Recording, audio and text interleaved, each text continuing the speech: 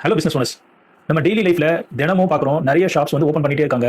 ஆனா கொஞ்ச நாள்லயே அவங்க க்ளோஸ் பண்ணிட்டு போயிடுறாங்க. ஸ்டாட்டிஸ்டிக்ஸ் என்ன சொல்லுதுன்னா 90% ஷாப்ஸ் உடனடியாக க்ளோஸ் பண்ணிடுறாங்க. அதாவது 6 மாசம், 1 இயர், 1 1/2 இயர்லயே வந்து க்ளோஸ் பண்ணிட்டு போயிடுறாங்க. இதுக்கு பல காரணம் இருக்கு.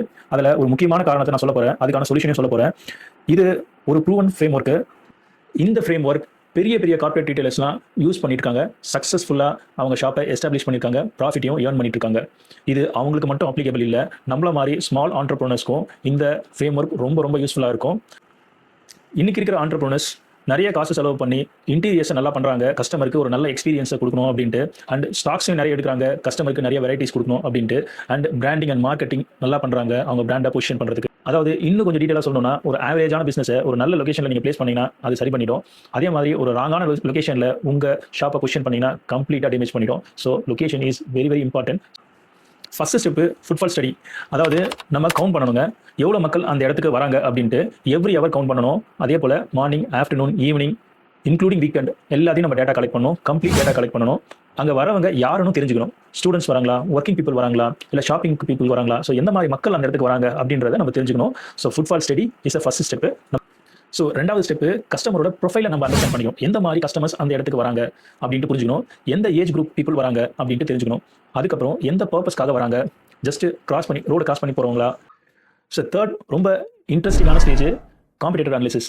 அதாவது நீங்கள் வைக்க போகிற ஷாப்பு ஒரு ஆஃப்லைன் பிஸ்னஸ்க்கு சிமிலராக பிஸ்னஸ் பண்ணக்கூடிய ஷாப்ஸ் என்னென்ன இருக்குன்னு நம்ம தெரிஞ்சுக்கணும். நியர்பையில் என்னென்ன ஷாப்ஸ் இருக்குது அப்படின்ட்டு நீங்கள் காம்படிட்டர் அனாலிசிஸ் பண்ணணும்.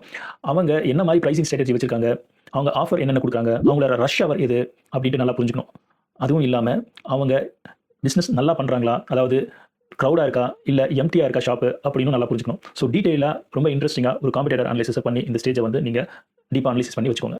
Fourth important step accessibility check. அதாவது நீங்கள் வைக்க போகிற ஷாப்புக்கு பார்க்கிங் ஃபெசிலிட்டி இருக்கா அப்படின்றத நம்ம செக் பண்ணிக்கணும். அதுக்கப்புறம் அது ரோட் சைட்லேருந்து பார்க்கும்போது நல்ல விசிபிலிட்டி இருக்கா அப்படின்றதையும் நம்ம நல்லா செக் பண்ணிக்கணும்.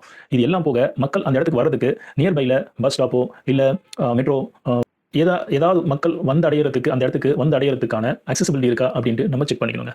ஸோ ஃபிஃப்த் இம்பார்ட்டன்ட் பாயிண்ட், இது ரொம்ப ரொம்ப இம்பார்ட்டன்டான பாயிண்ட். நீங்கள் வைக்க போகிற ஷாப்பை சுற்றி என்னென்ன இருக்குது அப்படின்ட்டு நல்லா புரிஞ்சுக்கணும். அதாவது நீங்கள் வைக்க போகிற ஷாப்புக்கு சரௌண்டிங் ஈகோ சிஸ்டம்னு சொல்லுவாங்க. நீங்கள் வைக்க போகிற ஷாப்லேருந்து பக்கத்தில் ஹாஸ்டல்ஸ் இருக்கா, பிஜிஸ் இருக்கா, இல்லை ஆஃபீஸஸ் இருக்கா, இல்லை பேங்க்ஸ் இருக்கா, இல்லை ஷாப்பிங் மால் இருக்கா, என்ன மாதிரி எங்கேஜ்மெண்ட்ஸ் இருக்குது, மக்கள் வரதுக்கான வாய்ப்புகள் என்னென்ன இருக்குது அப்படின்றத நல்லா புரிஞ்சுக்கணும். அதுக்கப்புறம் ரொம்ப முக்கியமானது, அந்த இடத்துல ரோட் கன்ஸ்ட்ரக்ஷன் ஃபியூச்சரில் ஏதாவது நடக்க போதா அப்படின்றத நல்லா அசஸ் பண்ணிக்கணும். இல்லை ரோடை வந்து சேஞ்ச் பண்ண போகிறாங்களா, இப்போ எல்லாமே அந்த வழியில் போயிட்டு இருப்பாங்க, மாற்றுப்பாதை அமைப்பாங்க, ஸோ அந்த மாதிரி ஏதாவது செய்ய போகிறாங்களா அப்படின்றத நீங்கள் முன்கூட்டியே தெரிஞ்சுக்கணும். அதுக்கப்புறம் அந்த ஏரியா கமர்ஷியல் ஏரியாவா ரெசிடென்ஷியல் ஏரியாவான்றதையும் நல்லா புரிஞ்சுக்கணும். அந்த சரௌண்டிங்கை நீங்கள் டீப்பாக அனலைசிஸ் பண்ணிக்கணும். ஸோ அவ்வளோதாங்க, ரெக்கி பண்ணியாச்சு.